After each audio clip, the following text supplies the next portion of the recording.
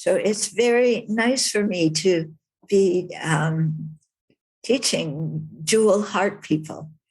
There's been a long connection. I first met Rinpoche, it must have been like 1977 or 78 in Manali, coming out of a tea shop.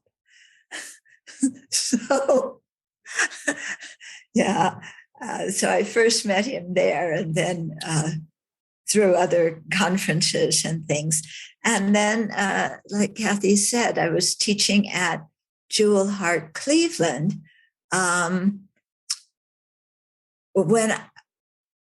it coincided with my being able to make some prison visits to the first inmate who ever wrote to me, which was an interesting story because I asked him how he got my contact, and he said he sent out letters to 25 Dharma centers, and I was the only one who answered. But the Dharma Center, Dharma Friendship Foundation, where I was at, was not on the list of 25 that he sent his letter to. So anyway, there was a connection there, and I started corresponding with him, and then we were able to arrange to do some visits. So I went several times to see him, and then later some other people at another prison, also in Ohio, and visited and taught at Jewel Heart Cleveland at that time, which had a very, very nice connection. I don't know if Anne is here on the call, but yeah. So she was very, very helpful and active. Okay, so enough reminiscing. So you asked me to talk about the Library of Wisdom and Compassion. And so I thought to tell you a little bit about the history of it and how I want to approach these 6 talks, okay? So I think that you are all, those of you, looks like many of you are around my age, started Buddhism many years ago. And Rinpoche Gelek Rinpoche was very good. He spoke some English. He had some idea of Western culture. But very often, especially if you studied in Nepal and in India, and through translation, there were a lot of things that you didn't really understand. And it wasn't just the difficulty of understanding the Dharma, but there was also cultural things going on, as well as our lack of background for what the lamas were talking about. Because I think most of our teachers started us out with the Lam Rim, but the Lam Rim assumes that you already believe in rebirth and that you already have faith in the Buddha, Dharma, and Sangha, and that you already know words like bodhicitta and karma, and that was a lot to, that worked for people in Tibet at that time. But I don't know about for you, but I was really lost because, I didn't grow up Buddhist. And then, sometimes when you have a teacher's teaching right out of the text, then some of the stories that they tell to illustrate certain points, like the story of the man with no arms and no legs who fell off the cliff and landed backwards on the mule that happened to be running by at that time, and landed on the mule and said, "What fortune, this is as rare as having a precious human life." And, that's a prominent story, and we kind of scratched our heads and said, what in the world are they talking about? And in teachings with His Holiness would tell a story, and the Tibetans would be cracking up. And we Westerners are sitting there going, what's so funny? And then His Holiness would say something else, and the Westerners would laugh, and the Tibetans would look at us like, why are you laughing at that? Okay. And then we would hear things like, all you need to do is recite this mantra one time and you will never go to the lower realms. Yeah, do you remember hearing that? One time you recite this mantra, and you're sitting there going, well, if all I have to do is recite it one time, why do you have all these books, and things to learn? Why don't we? And anyway, I recited it one time, but my mind hasn't really changed. So how do I know I'm not going to the lower realms? So, there was just so much kind of mismatch, despite us having a lot of faith and seeing the example of our teachers and saying, I want to become like that. But, not knowing culturally how to put all of this together.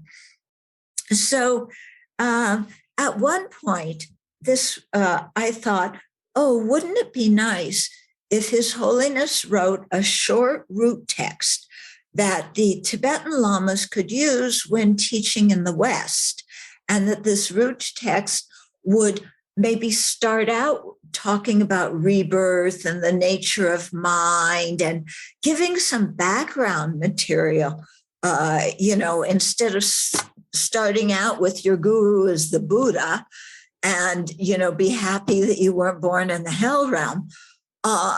We needed to start out in some different way. Okay. So I thought, let's request His Holiness for this. So I went and asked Tenzin Geshe, who was His Holiness's secretary at that time, for an appointment. It took maybe 2 or 3 years to get the appointment. And so I went to see His Holiness. I think the first time was 96, sometime around there. Okay. And so I proposed the idea to him, and I was hoping he would say yes. And what he said was, oh, yes, but first we have to write the long commentary on it.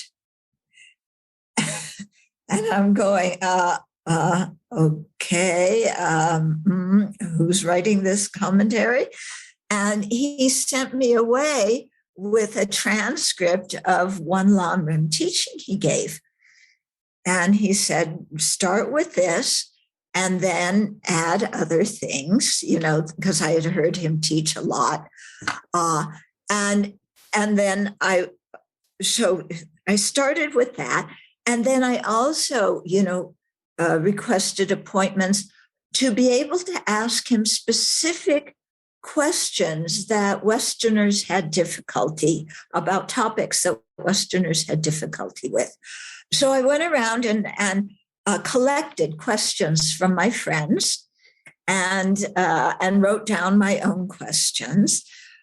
Like how come if I say this mantra once, I'm never going to the lower realms? And how come if you call somebody a woman, you're going to be born as a woman 500 times, and that's really a bad thing? So, I kind of gathered these questions together and had another interview with him after some years. And so it was really interesting being able to ask him, because His Holiness and I, we have a very frank relationship.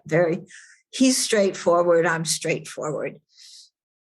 And so then I took that away and I started writing that up and adding it to the manuscript that I had so far. And it took so long between sets of interviews that and I kept writing during all that time, that gradually the manuscript became almost 2,000 pages long. And then I saw His Holiness again, And he said, oh, this should not just be another Lamrim. We have enough Lamrims. This book needs to be unique. So I want you to put in things about the Theravada tradition and about Chinese Buddhism. And let's, educate the people who practice Tibetan Buddhism about the other kinds of Buddhism. So then I got a letter from the private office to take when I went to meet masters from the other traditions. So I had a friend who was a monk in Thailand, and I went to his monastery. His teacher was Ajahn Anan, if you may have heard of him. They're from the Ajahn Chah forest tradition. And I stayed about 2 weeks, though, there and requested teachings. And so started really to learn about Theravada Buddhism. And then also Bhikkhu Bodhi had a wonderful series of teachings that he gave on the Majjhima Nikaya. And so I listened to all of those. And it was fantastic for me learning about Theravada Buddhism because there was so much in it that is in our Tibetan tradition and in the Lamrim that we don't know about. And then there's other things, how they explain different things that really open my mind, in my meditation practice about how to meditate on different topics in a more expansive way. So that I found that learning about Theravada for the book really benefited me personally in terms of my own practice. And then I had several friends from the Chinese Buddhist tradition because I took my higher ordination in Taiwan. And so, talked with them, stayed at their monasteries and learned more about Chinese Buddhism, which I have some kind of karma with. I don't know why, but, there's some kind of feeling there. And the Chinese chanting, I find, completely brings my mind into a very wonderful space before I meditate. So I learned all those, those things, added that to the book. The manuscript kept growing, and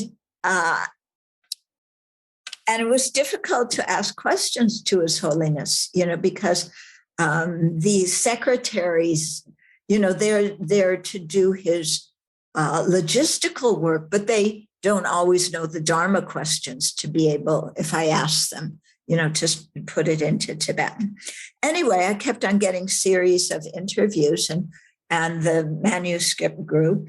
And then he wanted me to write a book that could be for all Buddhists, because one of His Holiness's aims is to really bring the Buddhist community together, And he made the comment to me, which surprised me, and I think he had a bit of sadness with that, is he said, I have more dialogue with people of other religions than I do with Buddhists from other traditions.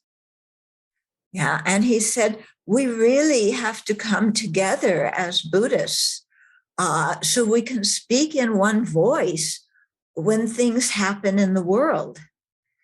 And it made me think of the time the Taliban blew up the Buddhas at Bamyan.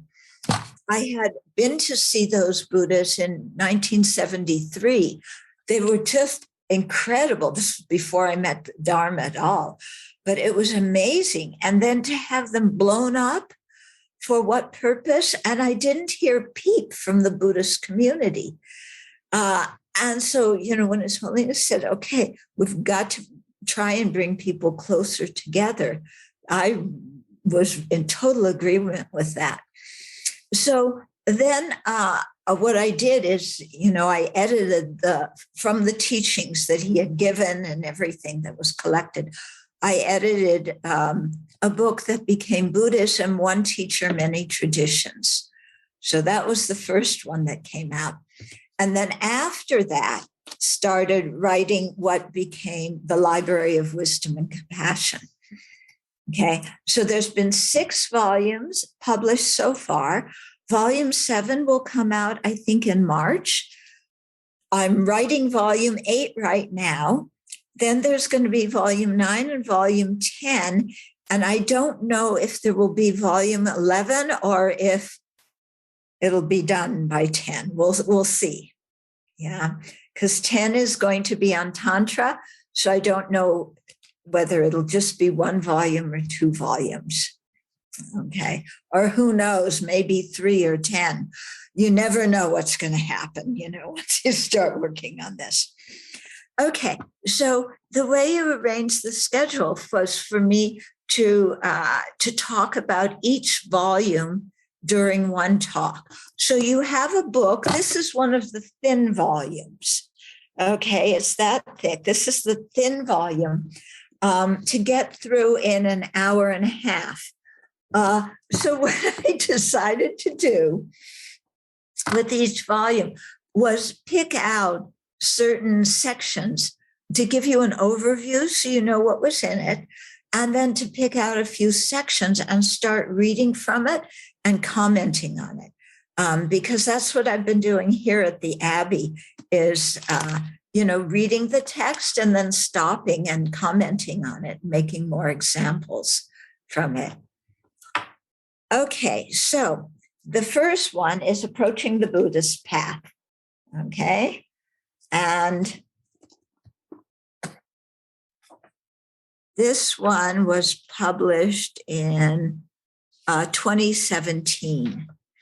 So I'm sure many of you have had teachings from His Holiness in the West. And when he teaches in the West, he starts out with the hard stuff. He doesn't, he starts out with, this is the nature of the mind. Here, these are the true truths, ultimate and conventional. These are the 4 truths, the truth of dukkha, of its cause, of the cessation of the path. Here's what emptiness is. When he teaches in the West, he just lays it all out. And his idea is that he says Western people are well educated. And so he wants to start with something juicy that really makes us think. Okay. So volume 1, it starts out with a chapter on exploring Buddhism. And there it's talking about Buddha, Dharma, and other religions and the middle way between theistic religions and scientific reductionism.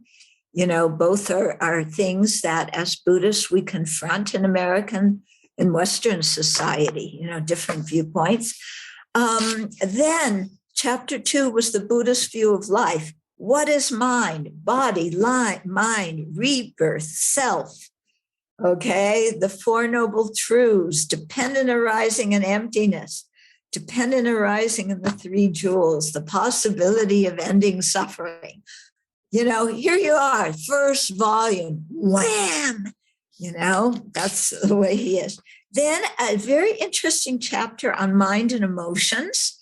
The Tibetans do not have a word for emotion. This is interesting, isn't it? No word for emotion. And so it's been interesting because when we translate klesha, we usually, or at least I call them here, afflictions. They afflict the mind. They make the mind unhappy and disturbed. Okay. But all the afflictions are not emotions. A few of them are. Many of them are views. Many of them are attitudes. Okay. But the Tibetans put them all under afflictions because they inhibit liberation. But they're actually a variety of different mental factors. Okay. So there's a whole lot there about emotions and survival and the science view of emotions. Okay, then there's a couple of there's a chapter about history, because I found that I majored in history in college. I can't remember very much of the content, but I remember that learning history helped me understand the human mind and how groups of people work together. And so I feel that as Buddhists, at least, when I first encountered Buddhism, I, learned from my teachers, and I thought, I am getting this exactly the way the Buddha spoke it, which in one way is true, but in another way, it doesn't account for all the development that happened in ancient India. The Buddha said many things, but what the Panditas in India did was really flesh out a lot of the meanings and explain things. And so to begin to see Buddhism as something that was not like, God's truth, so to speak, but something that was influenced by the culture that it was in, And so Indian Buddhism turned out to be different than Tibetan Buddhism and Chinese Buddhism and Korean Buddhism and Thai Buddhism, and so to really start thinking about things in terms of how these traditions developed depending upon the cultures that they were in. Because we often don't think about that, at least I didn't. But for example, you go to Japan or you go to Thailand, the altars are very simple. Yeah. There's a simple altar, plain Buddha statue, a little bit of incense, maybe some fruit. That's it. Yeah. You go into a Tibetan monastery. Yeah. And there's things all over the place. Okay. I remember somebody sent me a picture of Song Rinpoche in the prayer hall in his own Labrang. And it took me a minute to find Song Rinpoche in the picture, because wall to wall everywhere, there's pictures of Buddhas and offerings and thangkas and statues and banners and color, galore. Okay. So when you think, okay, in Thailand and in Japan, they had very natural environments that were very colorful. They were close to the ocean. There were trees. You could see many things. So when they made their altars, they want simplicity without a lot of clutter. If you've been to Tibet, you know that you can stand somewhere and look miles and there's nothing except maybe some treeless mountains. So if you grow up in that kind of environment, then you want your prayer hall full of stuff and full of color to invigorate the mind. Yeah. So you really begin to see how what we're learning was influenced by the economy of the place, the political things that were going on, the natural environment, the way of thinking of the people, which teachings they pulled out to emphasize. Yeah. So for me, it really gave me a much better rounder understanding of what Buddhism was. Okay. And I say this because just from personal experience, I practiced in India and Tibet for many years. I had finally mastered sitting cross-legged for hour upon hour. Okay. If you've been to a Tibetan monastery, they will sit in the meditation, well, not, I can't say meditation hall, in the prayer hall, okay, and chant hour after hour. Any of you been there when they've been chanting? And it goes on hour after hour. You sit there with your other class chanting, okay? We Westerners come in, we want silence, we want to meditate. Yeah. Tibetans go, you want to meditate? That's very egotistical. Who do you think you are that you can meditate? So they're chanting all the time. So I had just mastered how to sit cross-legged and do that. Then I went to Taiwan for my bhikshuni ordination. In Taiwan, you also chant for a long time, but you stand up.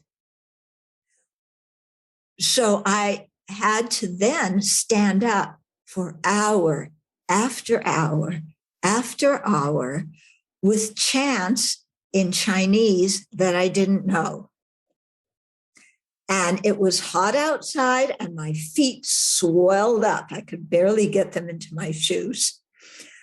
But what I did during all that time when I couldn't understand the prayers was I thought, what is culture and what is Buddhism? Yeah, because here I was having a whole different, externally, many things look similar to the Tibetan tradition, but many things were different. Yeah, so what is Buddhism and what is culture? And what does all this mean for me as a Westerner? Yeah. And because if I want to practice Buddhism, I have to know exactly what Buddhism is and practice that and know that the teachings of the Buddha cannot be changed and be able to discern that pure Dharma from the culture of the people that I was learning the Dharma from. Yeah, because I'm not the same culture. Yeah. And it doesn't mean I don't want to be one of these, well, I'm Westerners and, we're going to modernize Buddhism and take out all the bad stuff and make it scientific. And because we're great white people, that's not me at all. But I did want to understand where things are coming from, And one of my teachers threw a lot of moes. I don't know, did Gelug Rinpoche throw moes a lot? Not so much. Okay, well, one of my teachers, even deciding what to eat, take out the dice, throw them up. And I cannot live my life by throwing moes. It's like, I want to learn how to think clearly. I don't want to throw moes to make every decision. I want to learn how to really think clearly to make wise decisions. So yeah, what does that mean for me as a Westerner? If I'm studying with somebody who throws moes, does that mean I have to throw moes too? Many of my teachers drink Tibetan tea. I think it's horrible. I can't stand it. Do I have to drink Tibetan tea? Yeah. Many of the Tibetan monks think women are, does that mean I have to think women are inferior? That's not going to work for me. So what is Dharma and what is culture? Okay. So this was a big thing. And I think learning something about history is very important for us along that line. Okay. And learning to think clearly, because clearly, okay. And also, when I first came, they were still teaching that the universe was flat. His Holiness now says it's round and, the measurements of science are more accurate than the measurements in the Abbey Dharmakosha. But when I first came, It was still taught that, and my teachers believe the universe is flat. Does that mean that to be a Buddhist, I have to believe the universe is flat? And especially if they tell you that your guru is perfect, that your guru is a Buddha, then am I creating some horrible negative karma if I think the universe is round? And if I don't like Tibetan tea, and if I think women are really intelligent, So for me, it was like a lot of really thinking about this and developing some kind of wisdom about what is Dharma, because that's what I came to learn. I did not come to learn cosmology. I did not come to learn about gender roles. Okay, I came to learn the Dharma. Yeah, and to be very clear about that and pursue that and not get caught up in other things. And I think that's very much what His Holiness wants us to do. Because as we were going through different things, sometimes he would point out things that could be changed. Like he said, when you're doing tantric things, your dorji and bell, you have to have a dorji and bell in Dhamma room, okay? But, the long horns, the really long, and the short ones, yeah. He said, you don't need those. You can have a piano. Yeah. I started to imagine a piano in a meditation hall. I don't know. But, he said a piano, a guitar, you can have other instruments. Okay. And, so His Holiness is really quite exceptional that way, very broad-minded, very able to distinguish culture from the Dharma. And this is one reason why I trust him so much. Okay. Then there's a chapter about the Buddha's teachings forming a cohesive whole. There's how His Holiness always emphasizes to us to use logic and reasoning and not blind faith.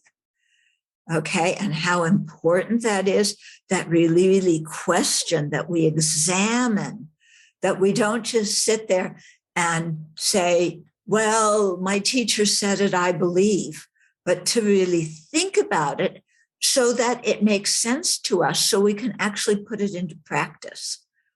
So again, this is something very important. And if I'm sure some of you are attending the teachings that he's giving now, he gives periodically in Dharamsala. He always says that every single teaching, we depend on reasoning and logic, So that's a big thing. Then there's a chapter talking about the importance of kindness and compassion, then talking about a systematic approach.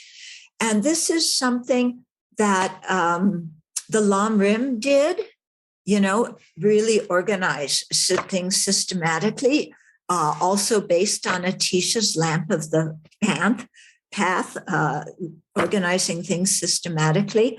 And then this series, we organize things systematically, but we also change the order on a few topics. Okay. For example, it's first of all, the meditation on the guru. Again, they're saying this. It's the first thing in the Lamrim, and they're saying it to people who already have teachings, who are already Buddhist. Okay, so we put some discussion of the guru in the second volume, but our discussion of the guru is not, he's a Buddha, and you got to see him that way, otherwise all these disadvantages accrue. But you'll see when we get to the second volume how His Holiness explained it, and he says very openly to people that seeing the guru as perfect can be poison. if your mind is not mature.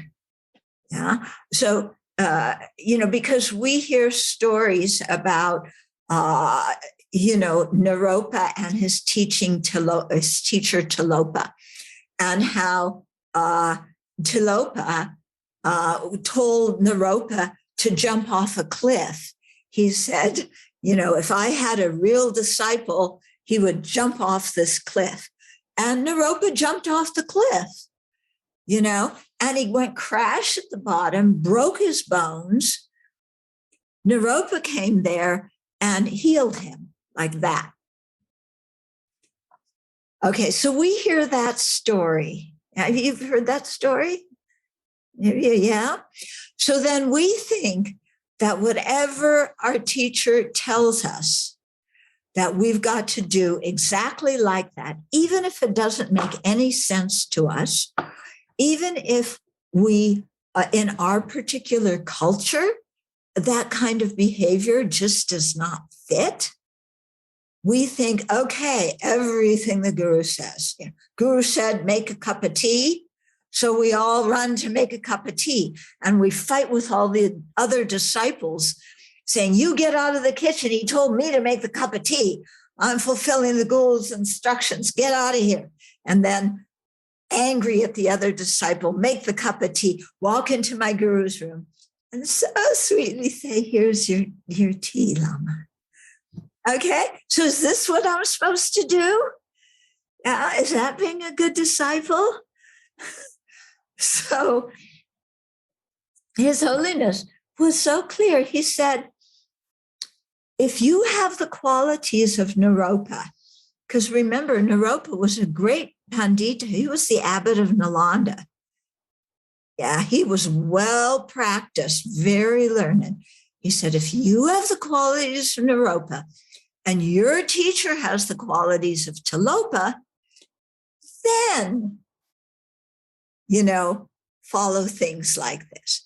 But if you don't have the qualities of Naropa and your teacher doesn't have the qualities of Tilopa, use your wisdom. So I don't know about you, but I do not have the qualities of Naropa. Okay, just started. My teacher's qualities, they have fantastic qualities, but I definitely am I cannot compare to Naropa. So I can't act like that. I've got to act according, how does a dum-dum like me train? I have to train in a way that a dum-dum trains. I don't train the way Naropa trains because I don't have his level of realization. Okay, is this clear? Yeah. So these kinds of things. So we put the meditation on the guru later. We talked a lot about mind, rebirth, laying the foundation. Yeah. Precious Human Life comes in the second volume.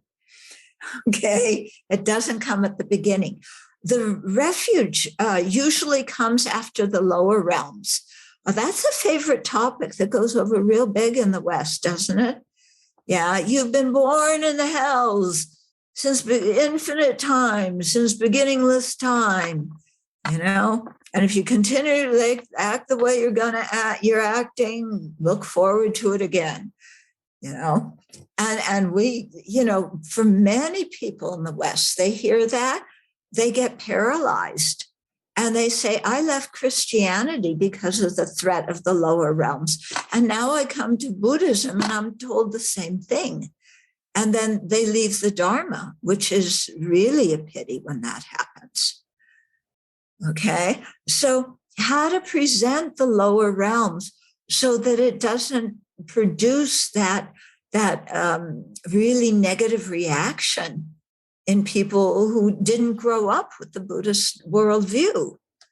Okay, and then what we found here at the Abbey we have an online program, that people can do online, and we kind of left the lower realms out temporarily, and went from death to refuge.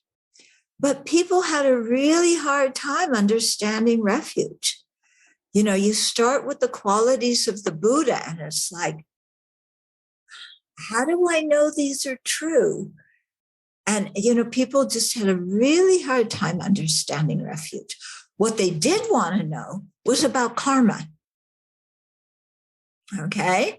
Because we talk about death, and then they already had some teachings about rebirth, and what you're gonna be reborn on is, going to relate to how you act today. So I want to know, what's virtue and what's not virtue. Yeah. And how do I live a good life? Because I don't, I want to have a good rebirth. So we moved the topic of karma so that it comes right after death. Okay. Then refuge comes in volume 4. We delayed it a bit so that people had more background, so that then when they studied the qualities of the Buddha, Dharma, and Sangha, it would make more sense to them. Okay. So there were adjustments like this that we made. Another one is where we teach about shamatha, or serenity. Usually in the Lamrim, that comes with the higher scope, doesn't it? Right before teachings on emptiness. Yeah. So that teachings on emptiness, that's volume 7, 8, and 9. Okay. We move the teachings about shamatha and concentration to volume 4, because people wanted to know about that. How do I calm my mind when I meditate? Okay. So we arranged a few of the topics to correspond to what seemed like an order that made more sense for people who did not grow up as Buddhists. Okay. Then chapter 9 is tools for the path, talking about prayers and rituals and memorization and debate.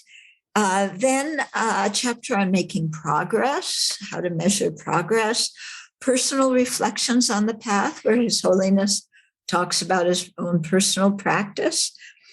And then some chapters about working in the world, because His Holiness has said repeatedly that he wants to see Buddhists more engaged in helping society. He always says, the Christians, they go out and they actively help people. And we Buddhists sit on our cushion and we meditate on love and compassion, which is wonderful, but we don't actively do much to help people. And he said he really wants to see Buddhists more actively engaged. So there's a whole chapter about how Buddhism relates to different aspects of the world, and especially for lay people who have jobs and careers. How do you bring the Dharma perspective into your job and your career? Yeah. How do you live those values in your work? How do you share those values with your colleagues? Okay. So this first volume, as you can see, it has quite a number of different topics, and the purpose was to give some kind of general introduction about Buddhism.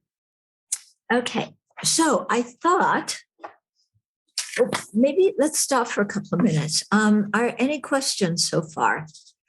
I've just given you a general thing. Yeah, but maybe there's questions so far. But I was wondering something, but it might be a longer discussion. But, when you said, what is Buddhism and what is culture? Yeah.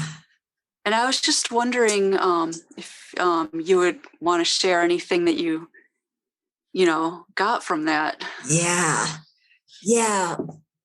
It's an ongoing koan, so to speak, for me. Yeah. What is Buddhism? What is culture?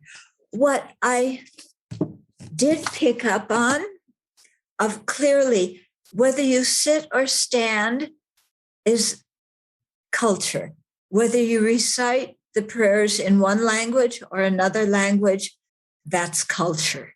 Okay. A Rinpoche was quite modern. You do all your prayers in English.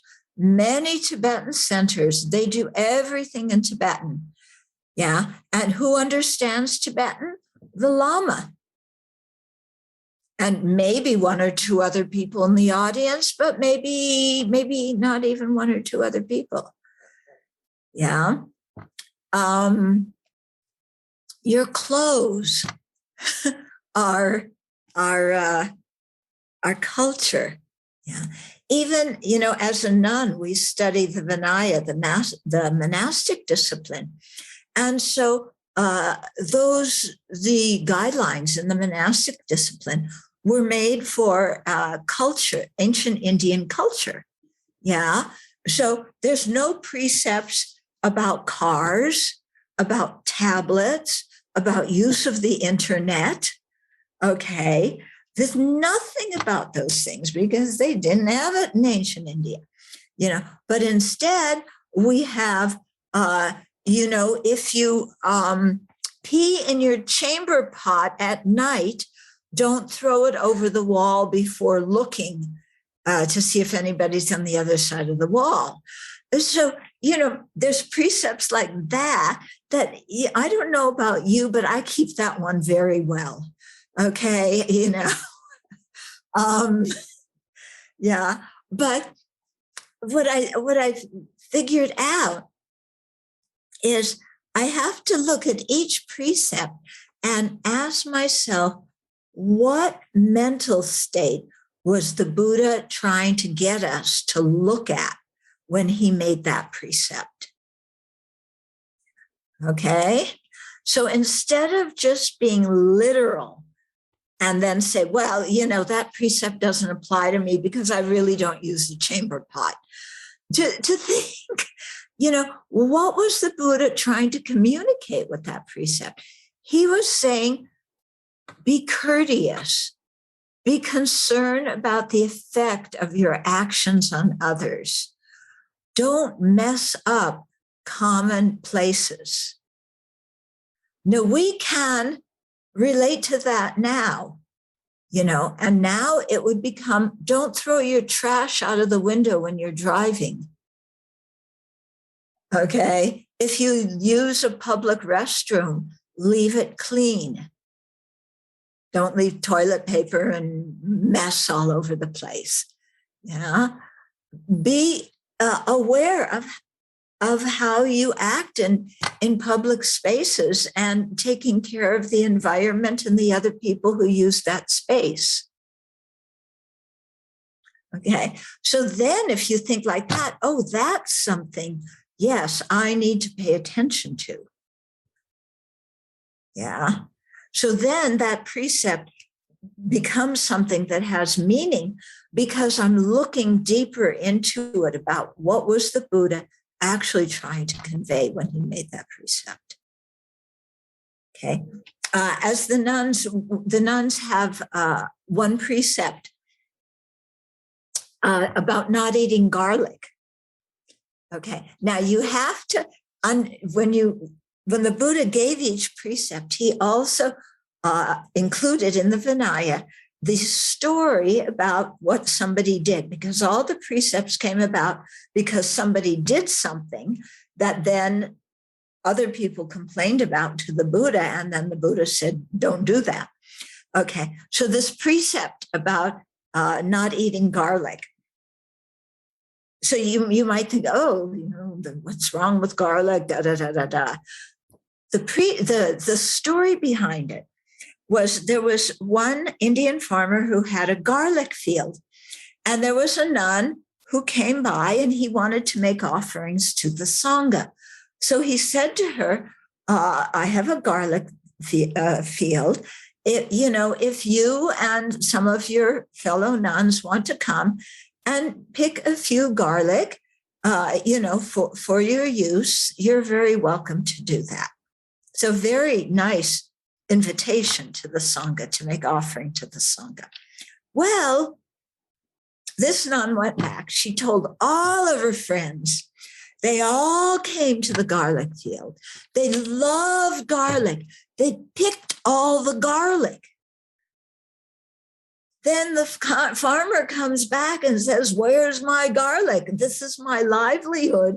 And is gone now after you guys came. So then somebody told the Buddha about this. And he said, well, the nuns, don't eat garlic, because if you don't eat it, then you're not going to pick it.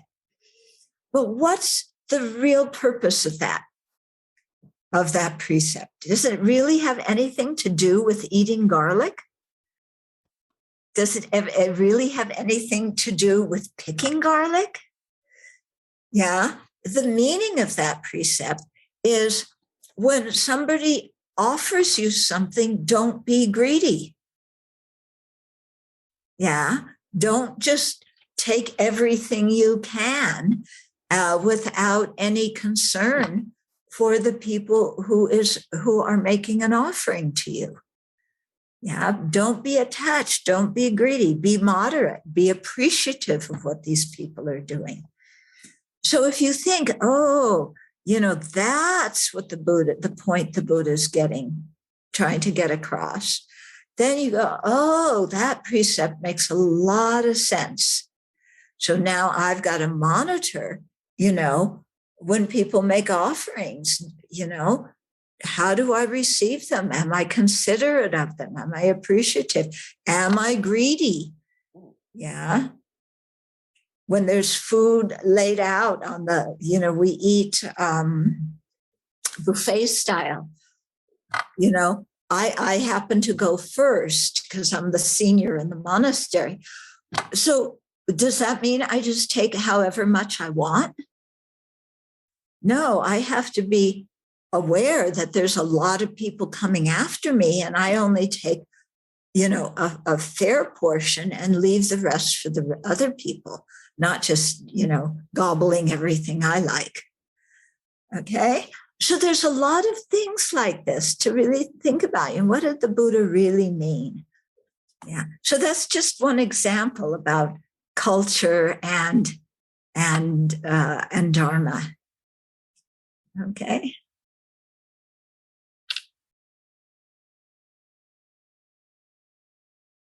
Yeah. Any other? Thank you. That was helpful. Okay, good. Yeah. Any other questions or comments? Nothing? Okay, then we only have a few minutes, but I will, okay.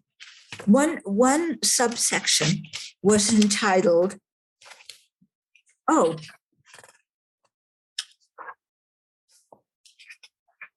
okay, here, I just opened to it. Correctly understanding the point. So this is based on when I was asking His Holiness questions about things that we tend not to understand. Okay, so the meaning of certain stories in the Dharma text is not always obvious, especially since they were told for a specific purpose and are related to the author's cultural context. And then he gives some examples. So there's the story of the Buddha in his previous life, giving away his wife and his children as an act of generosity. Do you remember that story? Yeah? No? Well, he gave away his wife and his kids, to some spirit in the forest. I think it was in the Jataka tales, and it explains how generous he was. Okay. So, so this seems to contradict not only modern values of gender equality, but also the ancient principle of caring for one's family. Okay. So we may, you hear this story, we may be confused or even incensed by the values and assumptions underlying such a story. So it's helpful for us to step back and ask ourselves, what is the Dharma meaning in that story? Yeah. So it doesn't mean that after this teaching, you go home and you give away your family members, okay? So most people, here he's explaining the meaning. Most people cherish their family more than anything else. Attachment to our loved ones is often so strong that the thought of being separated from them brings us great anguish. That someone was willing to offer what they cherish the most testifies to the depth of that person's faith and veneration for the three jewels. Okay, he is willing to separate from his most cherished objects to create merit. So that's the meaning of the story. It's not that your wife and kids are your property and you can give them away. It's, who do you cherish the most? And to the fact that you're willing to separate from them as a gift to the Buddha Dharma Sangha because of the power of your faith and gratitude to the three jewels. Okay, that's what the story's trying to get across. So we don't need to agree with the social values of an ancient culture in order to learn a valuable point from an ancient story. Okay. Okay, so here's a story which I'm sure you've heard. Okay, when the Buddha, again, when he was a bodhisattva, he offered his body to a starving tigress. Remember, there's even a place in Nepal where you can go where it's said where he did this. So he offered his body to the starving tigress so that she could feed her cubs. After writing this, Ashvaghosha had a strong aspiration to practice just as the Buddha did. So when he encountered a starving tigress one day, in a pure act of generosity, not expecting anything in return, he gave the tigress his body. The moment he did this, he composed a prayer of 70 verses about the bodhisattva practice, using his own blood as ink. This prayer is really wonderful, but it seems that no one was there when he did so. So I'm not sure where the oral transmission of the prayer came from. Okay. But again, and thinking, when do we give our body to anything? Yeah, maybe if you have a dear one who needs a kidney transplant, maybe you might do that. Yeah. But take our own blood and write out some aspirational virtues. We'd prefer to use the computer. But just giving us examples to show the kind of mental state for us to think about what that kind of mental state would feel like, where you feel completely okay using your blood to write out aspirational prayers. That would feel incredible,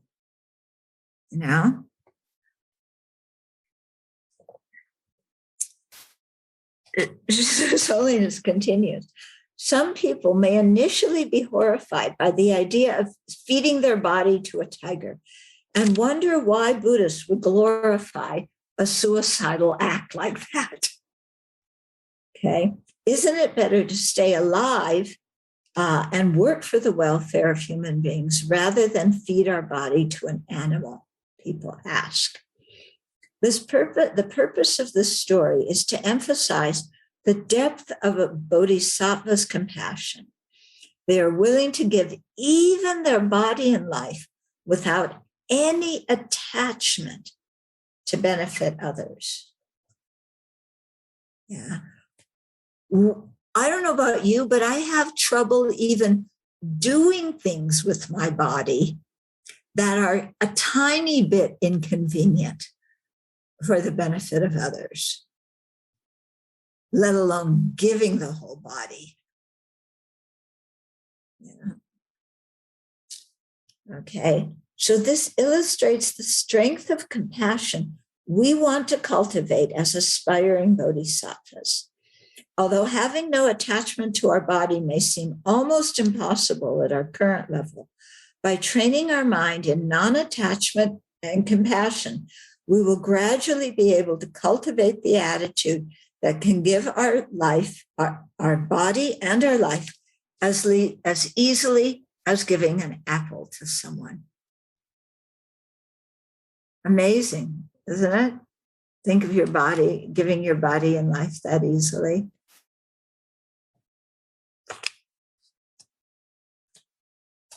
In another story, a non-believer asked Aryadeva for one of his eyes, and Aryadeva happily offered to him. He plucked out his eyeball. I don't know, it sounded like they were standing in the middle of the road and somebody came along and said, "Give me your eyes." And he took out his eyeball and gave it to the person. And then that person crushed the eye right there, okay? So we may wonder, does the generosity demonstrated by this holy being mean that I should give away everything indiscriminately, even to someone who doesn't value the gift? Okay, so we hear that story and that kind of question comes to us. Yeah, I mean, are you going to give your eye away to somebody walking down the street who asks for your eye? You know, it's not very practical, is it?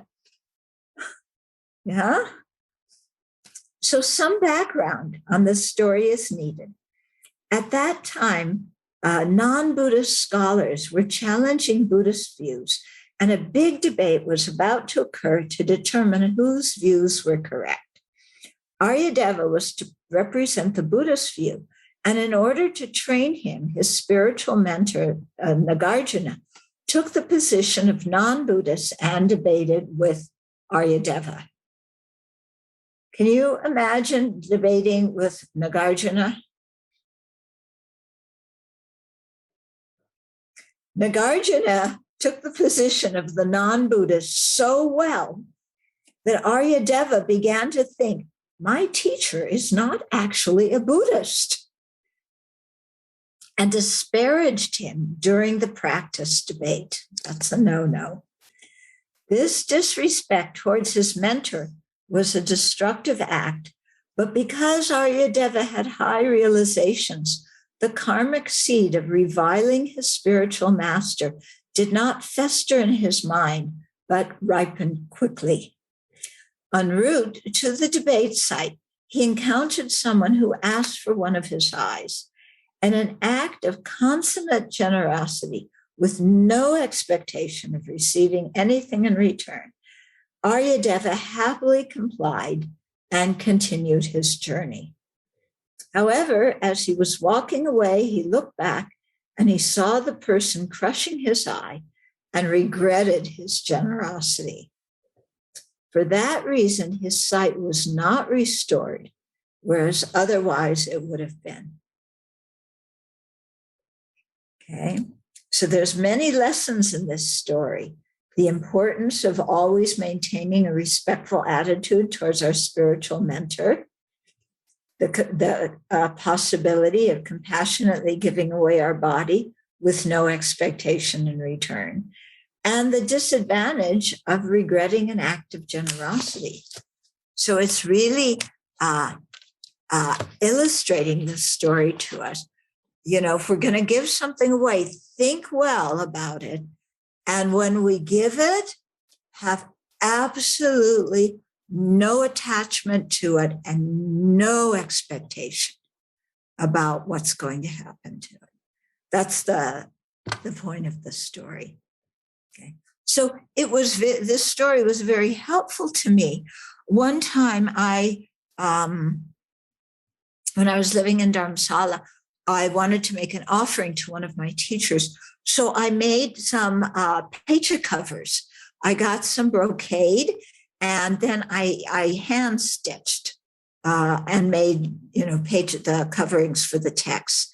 And they were very beautiful, out of nice brocade. I really took time stitching them nicely. And so I went to my teacher and I made the offering. And I really thought about this story, and I thought, I just have to, I'm just giving them no expectations. Okay. And so I did. Then I left, and I was talking with somebody out in the garden, and Geshe Jumpa Wangdu came to visit my teacher. So he went in, and they were talking for a while. And then when Geshe Jumpa Wangdu came out, he was carrying the very picture covers that I had given my teacher. Okay. So my teacher had given them away to the next person he saw. Okay. And I just, thought of this story and like, that's great. That's fine. Because I gave them, they no longer belong to me. Whatever he did with them was his business. Yeah. Okay. So, these stories have some kind of purpose like that. So anyway, I just looked at the clock. We have to stop now, but hopefully that gives you some background about this, and hopefully some things to think about. I don't know. Yeah. And then next week, we'll talk about Volume 2, The Foundation of Buddhist Practice. Okay.